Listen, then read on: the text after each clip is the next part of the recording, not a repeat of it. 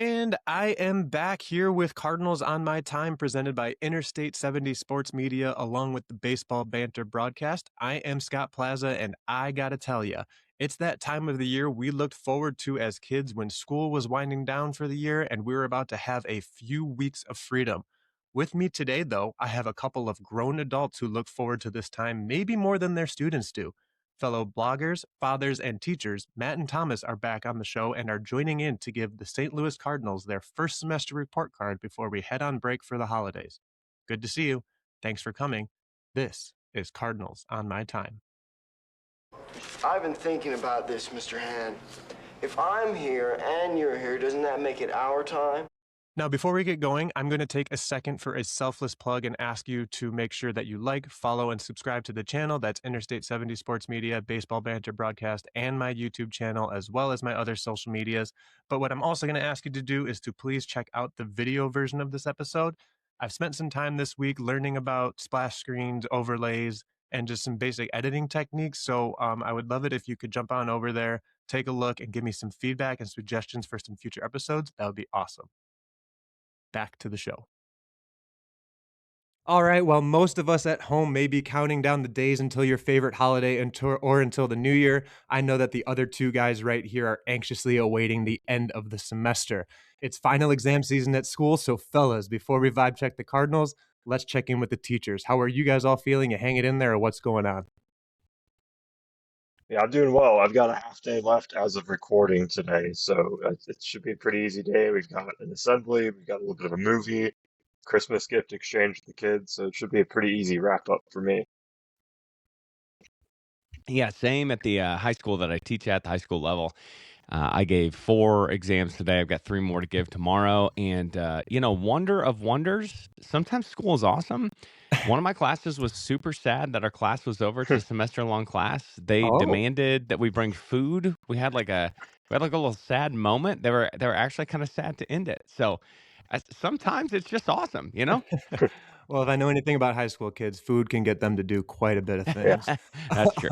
But not to rub it into you guys, I've been on paternity leave since Halloween. So unfortunately, I've missed out on a lot of the emails that I'm sure some of you guys are getting this week of how can I raise my grade, even though I haven't been there or done any of the work all semester. So unfortunately, but fortunately, I've been at home spending time with the kids and missing out on that chaos. But speaking of grades, look at this transition. I Mm. want to stay on the idea of grades and talk about report cards because it's that time of the year for some of these students. So I wanted to see where we're at with the Cardinals at this point in time. And if you had to send a progress report home at the end of this semester, what would you tell them? So I want to first recap where we're at. Once again, the Cardinals finished, I hate to bring it up, 78 and 84 last season and missed the postseason for the third consecutive season. The start of the offseason saw John Mozeliak hand the reins to Chaim Bloom, and Chaim was like, hey, it is actually time to see this rebuild like we heard about all of last year. But us skeptical fans were like, yeah, sure, we'll believe it when we see it. But Bloom went ahead and showed us. So he dealt Sonny Gray and $20 million to Boston for a rotation candidate in Richard Fitz and upside prospect Brandon Clark. And that made me think that these moves are just going to start moving. It looked like we had a lot of these trade targets and a lot of this conversation that things were going to be moving, but it's kind of hit that standstill until about late last week. St. Louis made some headlines that we were hoping to see. I know a lot of us had mentioned this pitcher specifically, but they signed Dustin May to a 1-year deal. The official reported deal was 1 year, $12 million, a mutual option for $20 million in 2027, or a $500,000 buyout. So it's looking like a 1 year, $12.5 million deal. That's the best major league signing that we have. But then there was the minor league additions of Scott Blewett and then Matt Pichard from the Rule 5 draft for the bullpen. So as things stand, every other off-mentioned trade candidate is still on the team. And there's been plenty of interest going around, but at this point, it's just seemed like a lot of chatter. But with half the league seemingly in on Brendan Donovan and Jojo Romero, there's been a handful checking in on Wilson Contreras, a couple here and there about Lars Nootbaar, but once again, nobody seems to really be interested in Nolan Arenado. So Please, anybody, just anybody out there. any Japanese league team, please. Oh, there we go. Now we're getting creative. So with that little Spark Notes version, another little stab at our wonderful students, here's the plan for today. We're going to grade the Cardinals offseason and Chaim Bloom in some subjects and then give them an overall grade. So the subjects I have in mind are the trade market. So how have they done on the trade market? Recruiting, as in their ability to sign free agents, convince them to come to St. Louis, and then public relations. So how the interviews are going with Ollie, with Chaim Bloom, and just how the national media has taken us. And then we're going to get into everybody's favorite, room for growth. So let's let's go ahead and get our parent-teacher conference evaluation of the Cardinals' performance thus far, and let's start with the trade market. After each one of these, I also put polls out on Twitter. I'm going to compare our grades to what the always positive Cardinals Nation had to say once we share our grades. So let's go ahead and get started with the trade market, and let's go ahead and have Thomas start us off. You said parent-teacher conferences, and I think you start with the good and then what they need to work on and then end with the good. That's right. Okay. The compliment sandwich. Yeah, there we go. I give him a C so far in the trade market. I know some things are out of Chaim Bloom's hands as far as what happens with the other second baseman on the trading market with Ketel Marte, Brandon Lau. Either way, one of those. Whichever one them. it is. Yeah, all of them. So that's out of his hands. What happens with free agents at third base also matters a lot as far as Nolan Arenado's trade market. I give him a C at this point. I love the Sonny Gray trade. I love that they sent money with him for the extra prospects and better prospects as well. But I wish that I think like JoJo Romero could probably have been moved by now, especially with seeing all left-handed relievers being signed recently. I think he's just maybe missed a couple of trades up to this point or held out for a little bit more, which that's why I give him a C. Well, I know, Thomas, you were talking about paralysis by analysis. Yep. Do you think that's something that is actually, I mean, the reality is we're still in 2025. Yep.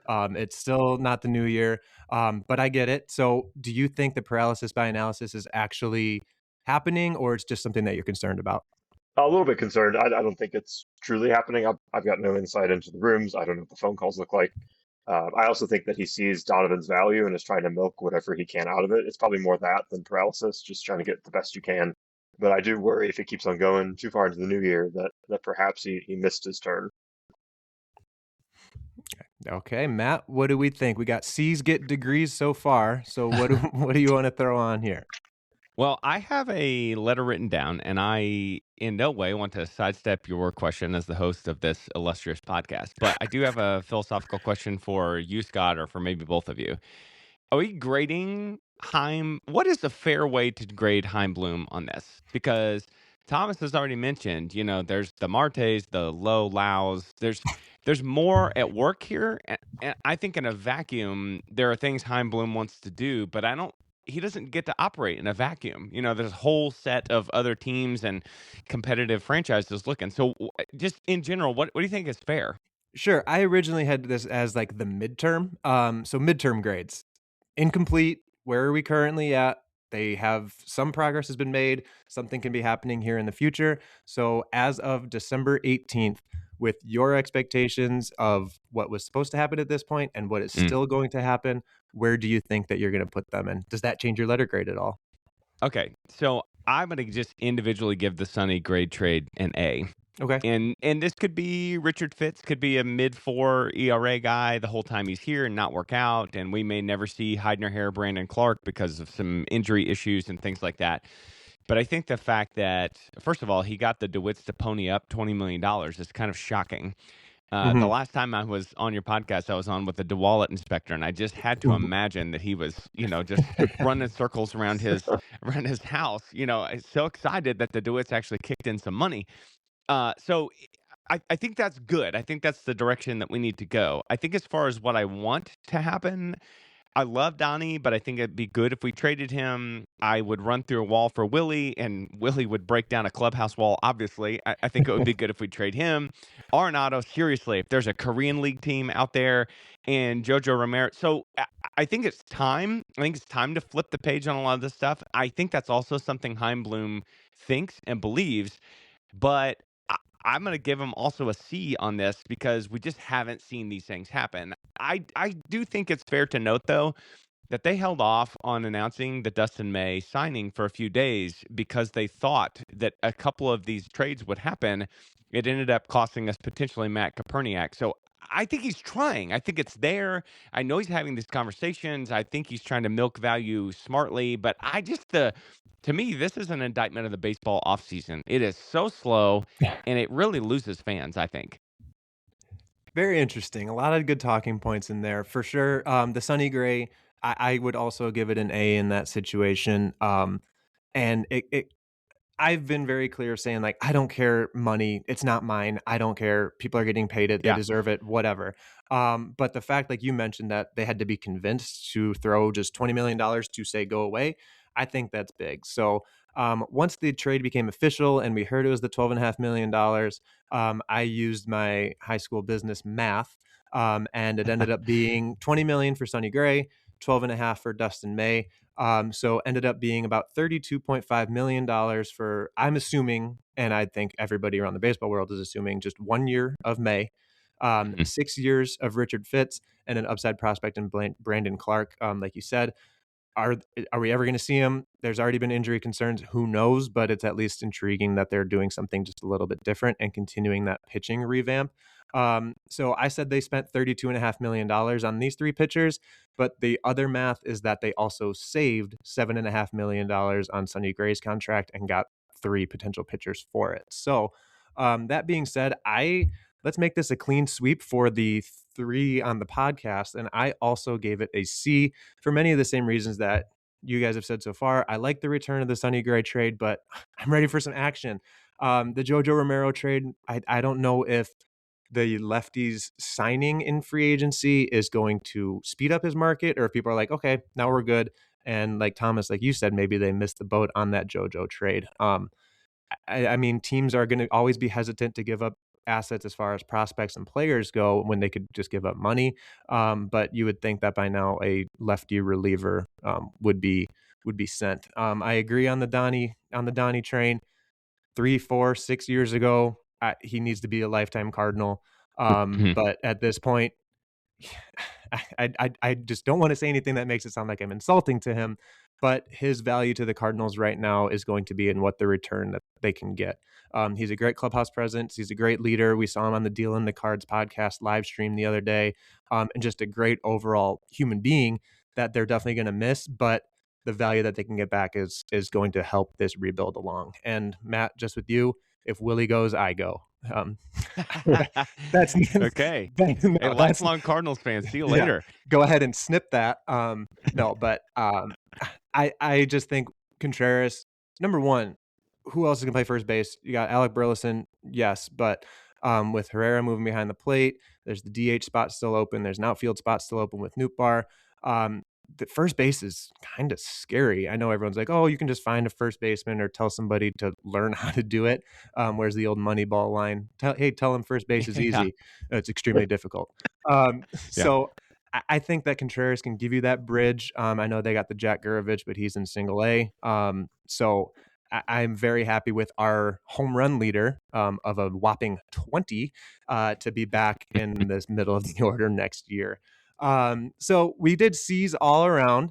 And then let's take a look at what Cardinals Twitter said. So again, I put these polls out the other day. If you don't follow the three of us on Twitter, make sure you check that out down there.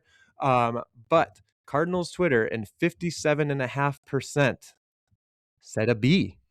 God, I think that's Oh. swayed. I don't know how you got the positive people on Twitter to follow you, but Dude, seriously, that's I had that exact same thought because I mean I posted something that was not even in the least bit positive, and they're like, "Oh, unbelievable!" I'm like, "Okay, sorry, my apologies," but yeah, Can I float an idea here?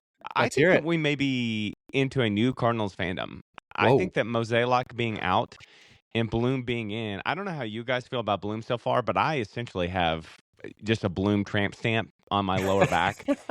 And I'm willing to get off that, obviously. But so far, I have been so starved for us to be one of the smart franchises. And I finally feel like we're doing smart franchise things. And I know it is cliches I'll get out, and everybody can roll their eyes if they want to, the best fans in baseball thing. I think there's some knowledgeable truth to that, though. And so I really think if Cardinals fans can see what's happening, I think they'll go along with it. I think they have been incredibly discontent with Mo. I mean, to your point, Scott, I think Mo cost us Donnie. Donnie's a wonderful baseball player and should be a Cardinal, but it's where our franchise is. And so that's what's cost us everything. He's gone. I think they're turning a new leaf. I really do.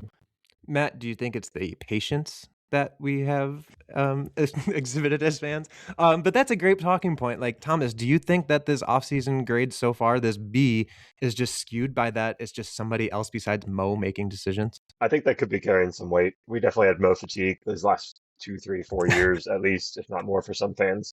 So just the fact that it's a different guy making these decisions, making the calls, being out in the public face, I think that that alone carries some weight for how Chaim Bloom will be graded this offseason.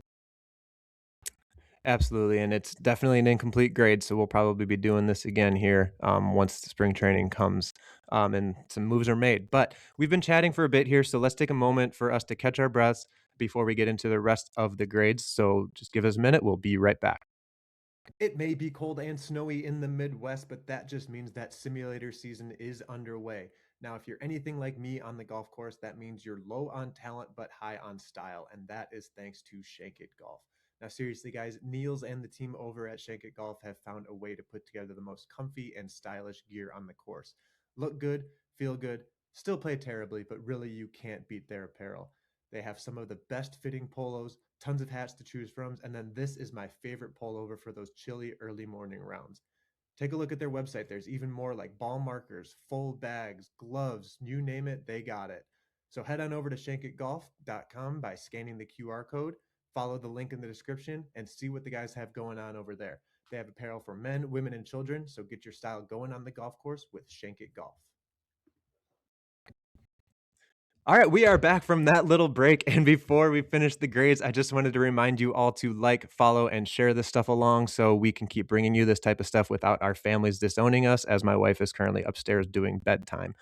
But let's continue on with the report card before she comes down angrily. But let's continue with that report card. And our next subject is going to be recruitment. So I tried to take this as free agency, but also just have there at least been connections to people wanting to come to St. Louis? Have they at least been in on some of these people? So basically, how have they been on the free agent market? Signings, rumors, everything like that. So Matt, go ahead and start us off. Okay, I'm going to give Chaim Bloom and crew a solid B here.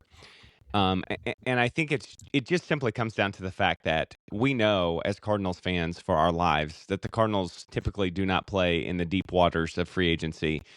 I think a new regime is not going to change that. You still have the same people at the purse strings. So just with that knowledge going in, you do this Dustin May signing that to me, and again, Dustin May's arm may blow up, hopefully not, but it basically has every single year of his major league career. That may happen again. But the fact that we're taking a chance on an extremely talented guy for 1 year, I love that kind of move for us. And no, we're never going to be in on the Schwarbers and that kind of stuff is not logical. So maybe I'm grading on a curve here, but I think what they've done solid work. I don't really see any room right now to add any position players. They Mhm. continue to talk about maybe one more innings eater in the rotation. And if that means I don't have to watch Andre Palante pitch in 2026, I'm down for that. Right. So again, I don't know what May. I mean, the upside of Dustin May, though, is like he puts it all back together. He's got the weight back on because of the esophagus injury, and he explodes back onto the scene, and we stumble into something awesome. So, you know what? I talked myself into a B plus. I'm going B plus for the free agency so far. All right. So that brings it up to what, a 3.85 instead of a 3.0 GPA or That something high school like that. business math is taking you far today. I love it. All right. So a B plus for Matt. And then let's go ahead and Thomas, how would you grade how they performed on the free agent market to this point? I'll give it a B primarily because I was expecting very little out of the free agent market this offseason. Our roster already had some clogs in it that we weren't going to fill via free agency. We had no need to. So without any trades so far at the moment, besides Sonny Grade, I'm perfectly happy with the free agent market. I think the rumors are still out there.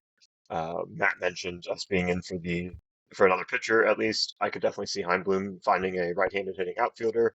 Rob Refsnyder is a guy who's been mentioned. I think that he'd be a great addition. He's been mentioned with other teams as well, so we'd be competing a little bit. And I think one more solid lefty reliever as well would be the icing on the cake for an A off season as far as free agency goes. But so far, I'd give it a B as well. Okay, interesting. So We got a B plus from Matt, a B from Thomas, and I guess I am Mr. Optimism. I am giving it a nice solid A at this point. We Really? got to be different here. We can't all be the same across. This is good. This is good. Yeah, this is good. It breeds conversation. So my A comes from part of the stuff that Thomas was saying, like who are they going to sign for where? The lineup is pretty much set. Like if opening day were today, you'd still have Brendan Donovan in there. You'd still have everybody else in there. So there's really no spot for somebody to go. They brought back Joel Pozo to be that maybe that right-handed bench bat, even though he's on that split minor league deal or things like that. But as of this moment, there's really nothing more for them to do. So if it was the trade market, then like if I was bumping that trade market up from a C to a B because something else had happened, and then this was the same amount of deals that we've seen, then we would drop that from an A. But as far as my expectations go, the openings that are currently open at this point, I think they've done a great job filling it with Dustin May. And I've been pretty vocal on Viva Alberto's about a potential 6-man rotation or what this actually means for somebody like Andre Palante. And I just want to shout out Huey RVA over on Viva Alberto's because every time I make a post, he just comments ABP, anybody but Palante in the rotation. So it sounds like there's plenty of Palante fatigue as of this moment. Let's do a quick little side spin here. Give me your starting 5. So I think they're going to stay with starting 5. I'm going to say that Palante moves to the bullpen and that Richard Fitz is going to be the 5th or 4th starter, depending on what they do with Kyle Leahy. I think that Fitz was an actual target for Bloom. So I think that they're going to want him to prove his value at the major league level. And I think he's only not started in like one game in his professional career. So I'm going, what is that? May, Libby, McGreevy, Liberator, and then Richard Fitz is going to be my. Oh, I said Liberator twice, didn't I? Leahy, and then Richard Fitz for my starting 5. Thomas, what do you got for your starting 5? Can I throw in names that aren't even on the team yet, or are we staying like on the roster? Hey, right now, at this point in time. Okay, it'd be the same as yours. I think I'd throw Ponte in the back in the bullpen as well, but I do like that 6-man rotation idea, especially with how many young pitchers we've got, just to keep the wear and tear down. Is this my rotation or is this Chaim Bloom's rotation? You are in charge, sir. Oh, baby. Okay, then we're of going current players to stay with Thomas's stipulation. Yeah, I just got a guy in Memphis I'm going to bring up. So I think it's time to see it. So May, Libby, McGreevy reluctantly. I think Fitz is in there for sure. And I think it's okay. So Leahy's incredibly important in the bullpen. I think it weakens the bullpen to take him out of it. What if I leave him in there and we just see what Quinn Matthews has? This team is not going anywhere. He is going to be injured at some point because all pitchers are. I realize he's got some walk issues, but let's see if they can mold him at the major league level. And let's stop spending all of our bullets in the minor leagues all the time, like the Tinkinses, the Tekoa Robies. I just would like to see a little more aggressiveness with that. Wow, Matt, I think you've been following me on Viva Alberto's because I pretty much said, like, stop wasting minor league bullets. Like, Tink Hence, if someone is close Bullpen. in a year like this, then bring them up. Yep. If they're gonna walk 3 guys an inning, I'd rather them walk 3 guys an inning and earn a major league salary than we're just going to constantly wonder then the what if. So I can get behind that. So who you're bumping out, Leahy and Palante then, Matt? Yeah, Palante can, whatever he needs to go do, he can go do it. I mean, I'm sure he's a wonderful guy, but man, I just can't watch that again, that what we saw last year. And again, I think Leahy is versatile, important, and again, I don't expect the team to make the playoffs, but I think he's, great in the bullpen. Scott, you gave it an A in free agency? I did. Can I ask you a follow-up question? What if the innings eater, surely he won't do this, but what if the innings eater is Miles Michaelis? Would it take your grade to an F, or would there be an F with additional letters after it? Oh my goodness. So I'm going to keep working with my optimism right here and just be like, not even put myself through that. I don't think there is truly that need for the innings eater. I know they've said that. They've got 3 guys that can at least give you 150, 160 innings. They've got the other 2 that they're going to try to stretch out, plus the bullpen guys or whatever's down in Memphis. So fingers crossed we don't even have to worry about that. I'm hoping that Bloom deleted Michaelis's number as soon as the season ended, and Michaelis is enjoying his vacation over in the Gulf of America. So, and any final thoughts on that little tangent before we continue on? Oh, I got to give our Twitter grades, but any final thoughts on the rotation before we move along? I'd love one more starter, whether it's trade, free, like trade ideally, someone for Brendan Donovan, a major league guy. But So who does that bump for you? Who would that bump out? probably Leahy. Okay. Yeah, I know they pretty much said Leahy's going to be the guy, but if I think they're going to target starting pitching like they have in the trade market, so Yeah. it could definitely change. All right, let's I see do what. wonder Go ahead. too. Sorry, I'm sorry. I do wonder too the stable of guys that could get here by 2027. Some of the double A names that we haven't Mhm. mentioned. That might be a little aggressive, but again, if I'm the GM, let's see what they got. I just wonder what that's going to do to potential acquisitions. I mean, long term, I kind of wonder what that's going to do to guys like McGreevy if they've got a different type of pitcher coming up. If this is McGreevy's last year, maybe. Is McGreevy going to be the last remaining pitch to contact with a 92-mile-an-hour fastball? We will see. So, what does Cardinal Nation think on Twitter? 68.4%. Gave him Oh, a B. Gave him a wow. B. So we didn't hit 6, 7, or the one above it. So 68.4%. Thank goodness. Cardinal We're Nation done with that. once again staying positive. I was thinking about bumping my grade down. I want to hear what you guys think about this because it is just recruiting from free agency. But part of my stipulation that I just threw on now was Ketel Marte had the Cardinals on his no trade list. Does that mean anything to you, or it's just like why is that relevant? It doesn't mean much to me. I mean, look at the other teams on that list. The Yankees were on there too. So, like, Mhm. to be in the same bucket as the Yankees is usually a pretty good thing. I'll take that. I'm not sure why he would put us on the list. Perhaps he just prefers different cities outside of St. Louis. The thing that Mhm. gives me hope for our free agency push would be the attraction of St. Louis as like a come here and sort of save your career kind of place right now. Mhm. We'll get you 30 Yeah. starts. We'll get you the innings. There's no pressure. There's less pressure at least.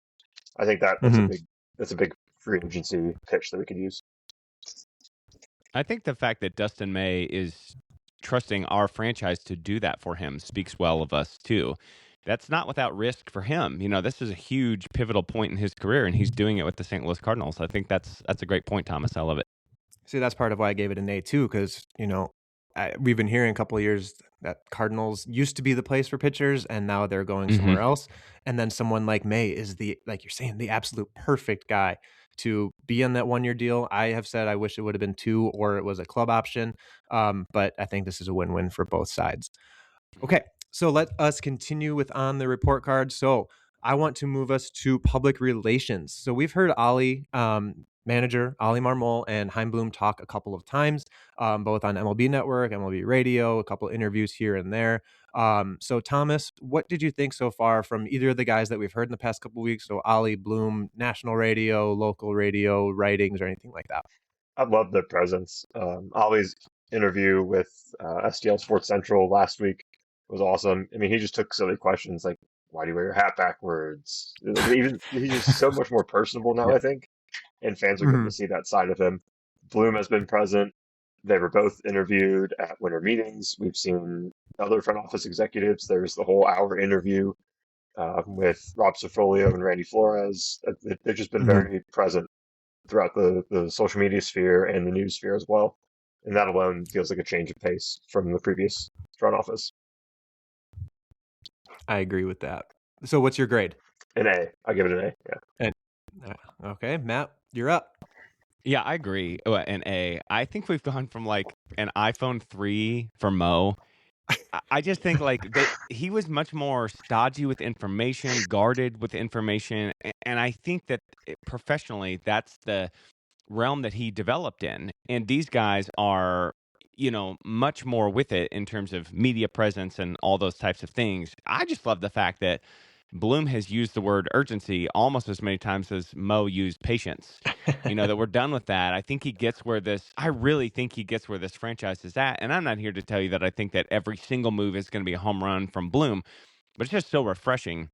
There's a specific comment that really shocked me that we talked about over on Redbird Rundown together. And that was the fact that Bloom hinted that Herrera may, well, he didn't hint, he just straight said Herrera may have never been set up for success in his career. Mhm. And I wanted to see, if I could for a second, what you guys made of that comment, because that really feels like to me that Bloom is just straight bodying Mo right there. Mhm. And I don't know if he's just trying to provide cover for Herrera, but that's kind of an amazingly bold and straightforward statement for a front office to make about a really important guy in the franchise. And there's no other way for me to read that other than to say, yeah, the last regime really messed this guy up, and we're gonna have to go in there and fix him. Am I reading that wrong, do you think? Thomas, I know you had some thoughts on either Twitter or the Redbird Yeah, Rants chat, on that, so let Matt know your thoughts on that. I think there's two sides to it. It could be Chaim Bloom calling out John Mozeliak. I think it's also him recognizing what the situation was when Herrera was coming up. The amount of staff we cut back after COVID, partially owner recommendation, partially just a product of the pandemic as well. But we were losing instructors, coaches left and right, as was every other franchise. So it could be Herrera coming up at the wrong time, and that's what Bloom's touching on. But it could also be, man, the guy before me really messed this up, and I'm left cleaning it up. I think it's 50-50, probably more towards like Herrera was put in a bad situation, and this is just what happened, not necessarily Mosaic messed him up. Yeah, I'm kind of on that same, like, I think it's a little bit of protection for Herrera, as well as, like, telling us, the fans, like, "Hey, like, you gotta give him a chance," because I know I'm excited to see it. I think he provides more overall value as a catcher, even if it's not abysmal behind the plate, but passable behind the plate. I think he has more valuable as a catcher to the team. So I think that it could also just been Bloom being like, hey, like he might not have showed everything great at this point. He also just went under surgery. So like give him a chance and let's Mm-hmm. see what he's got. So I think that was a little bit of that as well. I do think, Matt, you touched on I something as far as the transparency that Bloom's having. Derek Gould talked about this recently as well, and I think it's also a product of where we are in our competitive window.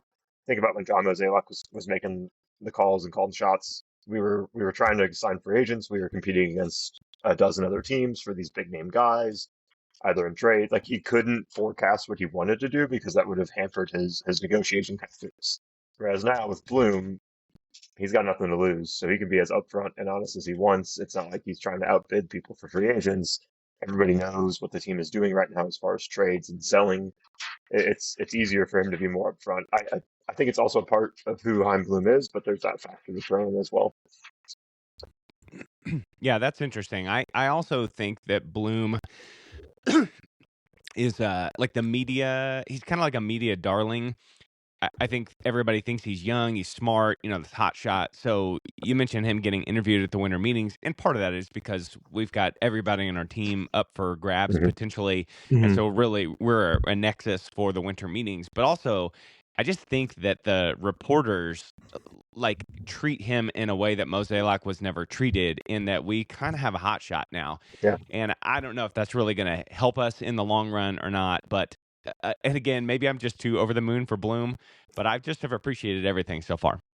Yeah, and I wonder if like opposing fan bases know as much about like their owners and decision makers as it feels like we knew like about Mm. Mo and like how involved and stuff he was. Like, does everybody know their owner GM Pobo by first and last name and like stuff like that, or is that just something that we've been kind of Mm. accustomed to because of best fans in baseball? We're plugged in, or just the fact that he's been there for so long. So let me give my grade here. Mm. For, again, we're talking about public relations. You guys nailed it. I give him an A. So it's a clean sweep for us three across the board. I thought both Ollie and Bloom were on the same page in every interview that they've done. I don't know if that was on purpose, but there were even some lines that seemed like Ollie said something and Bloom said the same thing, or at least they're kind of similar. And that either tells me that, well, they're media prepared and like just making sure they say that, or those are actual conversations that they've had. And a lot of the Twitter kind of feedback, and this is where those negative fans come in again, Thomas, is that people are like, oh, well, of course they're going to say that. They're the mouthpiece for the DeWitts. Um, I think that's overblown. I think the DeWitts have their hands on the purse strings.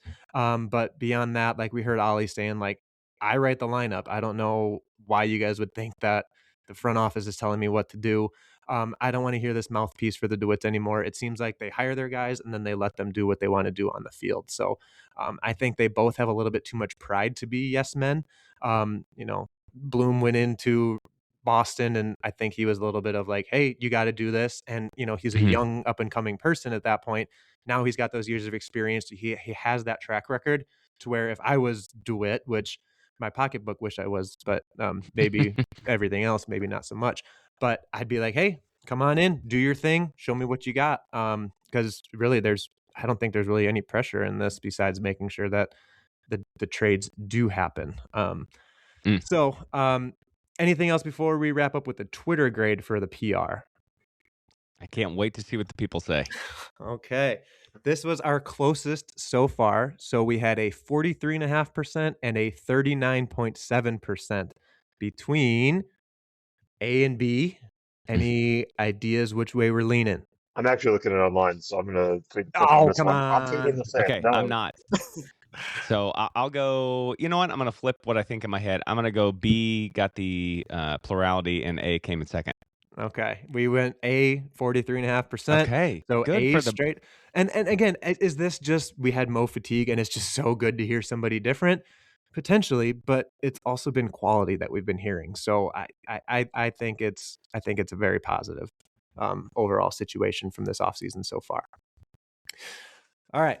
So it seems like the three of us, at least, are pretty much on the same page with what's been happening so far this offseason.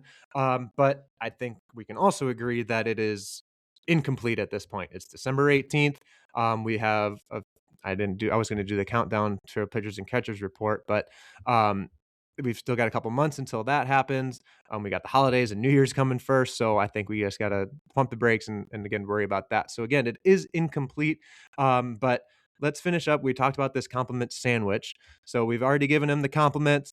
And now I personally teach year-long courses. Matt, I know you said you teach semester-long courses, but I'm going to see my students when I come back in January. And let me tell you, I need to see some adjustments being made from when I left in October in order to finish the school year on a high note. So we did all the good, all the positives, all the A's and B's, and a C mixed in every so often. But yeah, C's get degrees. But we are going to get into the see me line of the report card. So, Matt, what are you saying to the Cardinals as they head into the second half of the year? Off Well, season, I guess. sure. The fact that this team may go exactly 78 and 84 again, and yet in this offseason, we are sitting here on the precipice thinking we just have completely different thoughts and feelings about it. I think we have to again say what a refreshing wave it is just to have somebody look us in the eye and say, this is where your franchise actually is, and this is how we see this, and this is how we're going to come out of it.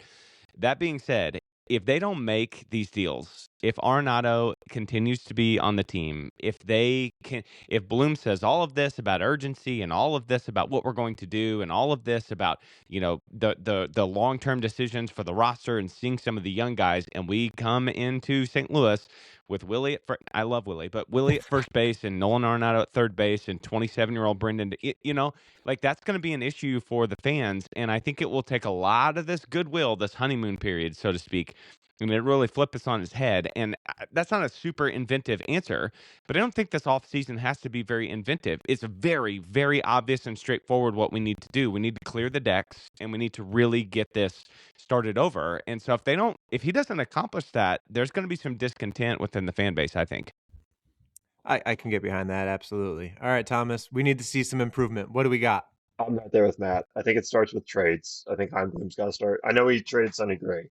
It was probably one of the most difficult trades to make this offseason of the bunch outside of Nolan Arenado.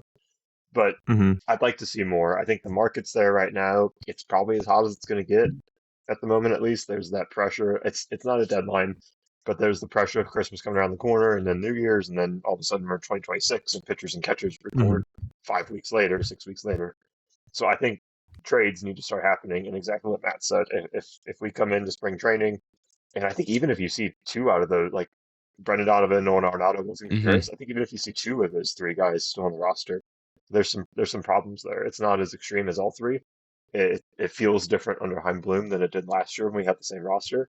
But I think even two out of those three guys, if we see them come into spring training, there's some concerns. Well, before I go to mine, I just keep finding all these great talking points. Before we finish this up, I want to see what you guys think about the Lars Nootbaar situation. Mm. I You're want to say striking a chord here personally. because I just wrote 750 words about that about a week and a half ago. Oh boy! All right, make sure. Well, then we'll start with. Well, actually, we'll start with Matt, and then you can go ahead and bring on your other stuff. But coming into the offseason, I pictured Newt as a no harm to you. I won that Lars Nootbaar signed card. I love him. My daughter's a big Newt fan. She's the only one on the team that he's the only one that she cheers for that's on the team. But since then, he's had double heel surgery that, two other people have had in professional sports, and I think they both tore their Achilles afterwards, or like was Jonas Cespedes just never really got well, but he like fell off a horse or something, and then John Wall tore his Achilles during rehab. So there's really no background to what to expect from Newt. The Cardinals are in an opportunity right now where they don't need to rush him back, allowing Burleson to play the outfield or whatever it is that they want to do. But I still think and hope and want, I think, Newt to be dealt, and I'm worth the, oh my gosh, another young outfielder being traded risk. Go ahead. You sure you're good? I'm good. I'm good. Send him. Well, I mean, I'm a huge Lars Nootbaar guy, and it's not even really like the personality and the flair. Although, over the course of a long season, it is nice to have some guys that call me crazy, have a little bit of fun on the field. I Whoa, think whoa, that's a good whoa. That's thing. not the Yeah, Cardinal way. Not in baseball, no. Nope. I think it's a good thing for the fans. Like your Mason Wentz, guys with a little bit of swagger. I think that's good for the franchise. I still think Newt. We gave grades for everybody's season over on our podcast, and Newt's top line numbers don't look good, but his underlying numbers, and maybe he's just always going to be one of those StatCast darlings that never actually has the production. I just can't quit the fact that it's in there somewhere. There's Mhm. like a fringe all-star hitter in there somewhere if he could ever put it together, and we've seen it in glimpses. The other issue I have with trading Newt, well, two of them, just briefly, is I wonder if we're selling at a low point. You mentioned this heel surgery is it's kind of an odd place to be trading a player. And then number two, somebody has to play in the outfield for us, right? I mean, I assume we're going to get more Jordan Walker. I assume we're going to get Victor Scott II, which doesn't light my hair on fire as far as what we saw from him offensively. So we have to have innings out there from someone. And Josh Baez is not ready yet in the minors. So I would be okay personally if we kept Newt. I'm a little worried it would be a sell low. But now Mhm. I did not catch what Thomas wrote. So I cannot wait to see. He may just upend my entire argument here. I need to get my own content, I think, actually, because part of this comes from Derek Gould as well. Once again, surprise, surprise. But I think you keep Newt for the first half. There's a lot of mystery surrounding this injury as far as baseball returns come. I think that you're selling at a low point, like you said, based on the season last year, the surgery. I think you got to hold on to him Mm. for about 4 months, see what he does in the first half of the season. And I could really see his value at the trade deadline being much greater than it is right now, especially if he posts 800 OPS, 330, 340, 350 on base percentage, something around there. And he's moving around a lot better, even some time in center field. I think I could see him playing in center field a little bit, especially if Victor Scott II stalls out at the beginning of the year. I could really see his trade value being one of the best outfielders moved at the deadline, assuming he has a strong first half. So I'd rather hold on to him. Like you said, we need some outfield innings. He has that fun factor to him.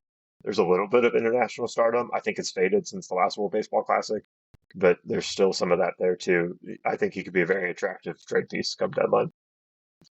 Eat it, Scott. Eat it. Hey, and that's fair. And I've always said, and I will continue to say, if I give a negative review or have poor expectations on somebody and then they go off for my team, the St. Louis Cardinals, I am so happy to be wrong. So Sure. if Lars Nootbaar comes back healthy, well, number one, that's a big question mark because It is. he's been healthy, I think, 0 times. 135 games last year, I think, and he was probably hurt for another 30 of them that he actually played. Yep. But and this is where just a tangent again. This puts me on the Nolan Gorman train. It's like, okay, he's as low, the value's as low as it's going to get. Sure, go ahead and hold on to him. Worst case scenario, you get the same thing that you would have got on December 18th anyway. So if they hold on to him, I'm totally fine with it. I don't anticipate him starting the season with the 26-man roster, just with them saying like, we're not pushing it. There's no timeline. And I think that's the best way to go about it. So Mhm. part of it is I just don't think he's going to be on the team at the start of the year anyway, whether that's trade or on the injured list. I think that's where we're going to kind of settle in for Newt as far as like February, March goes. All right. So that was just a long way of me delaying until I got to my what do we need to do for the rest of the offseason. Yeah, let's And hear it. so basically mine was just don't overthink it. It goes back to what we kind of talked at the beginning. Like everybody around baseball and everybody that, whether it's expert, fan, whoever, knows that these 3 or 4 trade pieces, like it's best that they're traded. And maybe that's part of the reason that they haven't been yet, is because the return isn't what they're looking for. But I also don't think that they need to try to outsmart the market. We had plenty of that for the past however long. Like, oh, we're gonna wait, and then we see Dylan Carlson and Tyler O'Neill and Eddie. For as we keep going for that. You're So right. You're I'm just right. saying, hey, don't overthink it. I'm also not saying make a move just to make a move and make Scott Plaza happy. I just think, like Thomas said, Matt, you said it too, like it's clear that this stuff needs to happen, and probably at least one thing should have happened at this point. So my thing at the start of second semester is, let's see something happen. Show me that you've heard the feedback, show me that you've evaluated yourself, and show me that you can make that change. All right. So that will take us to the end of our evaluation period for the St. Louis Cardinals at this point in the offseason. But before I say goodbye, I'm going to both give you another 1 minute.